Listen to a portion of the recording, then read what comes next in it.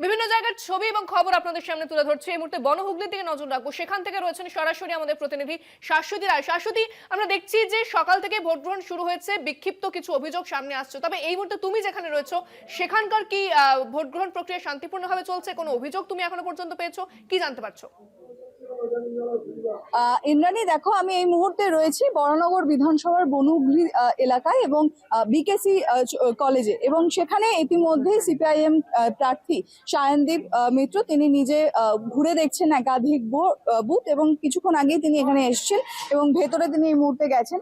সব থেকে বড় বিষয়, এই বরানগর বিধানসভার ক্ষেত্রে এখনো পর্যন্ত সেই অর্থে বড় কোনো অভিযোগ নেই, তবে কোথাও কোথাও দীর্ঘ লাইন এবং স্লো ভোটিং এর অভিযোগ হচ্ছে, এবং আলমবাজারের দিকে অর্থাৎ বরানগরের আরো একটি অংশ আলমবাজারের দিকে সেই অভিযোগ রয়েছে। এই বিকেসি কলেজে ইতিমধ্যেই দুখানা বুথ রয়েছে, এবং সব থেকে বড় বিষয় তোমাকে আমি দেখাই যে এই বিকেসি কলেজে এটি একটি পিঙ্ক বুথ, অর্থাৎ মহিলা পরিচালিত বুথ।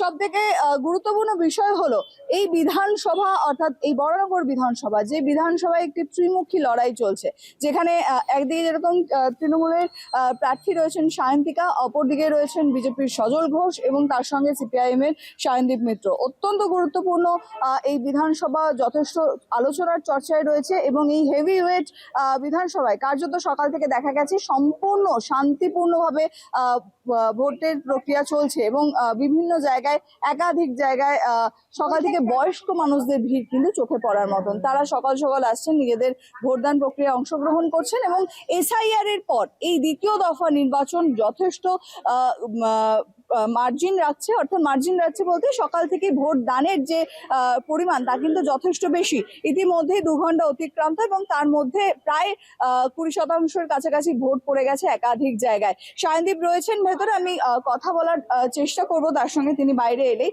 তবে সেক্ষেত্রে দেখো, প্রত্যেকটি বুথ যেগুলো রয়েছে সেই বুথগুলোর ক্ষেত্রে যে দিকটির কড়া নজরদারি রাখা হচ্ছে, কেন্দ্রীয় বাহিনী যেরকম ভাবে রয়েছে তার সঙ্গে সঙ্গে রাজ্য পুলিশের তরফ থেকেও কিন্তু একাধিক জায়গায় পুলিশ মোতায়েন রয়েছে। আমি একটু ভেতরে আসার দেখছি, এবং সেখান থেকে দাঁড়িয়ে একেবারে পোলিং যে বুথ রয়েছে সেই বুথের ভেতরে আমরা যাব না, কিন্তু তার বাইরের অংশে আমরা থাকতেই পারি।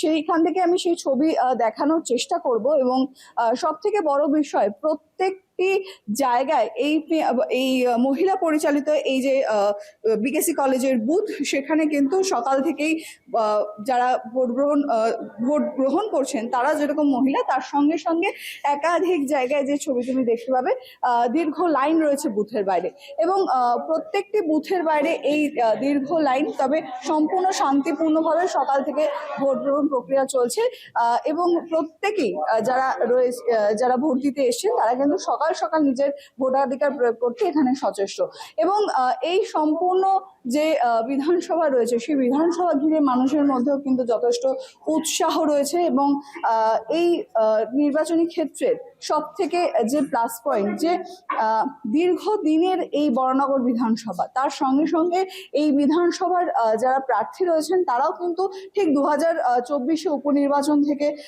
একইভাবে তারা লড়াই করেছিলেন। সেই 2024 নির্বাচন এবং তারপর আবারও 2026 এই নির্বাচন, প্রায় 1.5 বছরের মধ্যে আবারও এই বিধানসভা নির্বাচনে তারা অংশগ্রহণ করছেন, এবং একই প্রার্থী।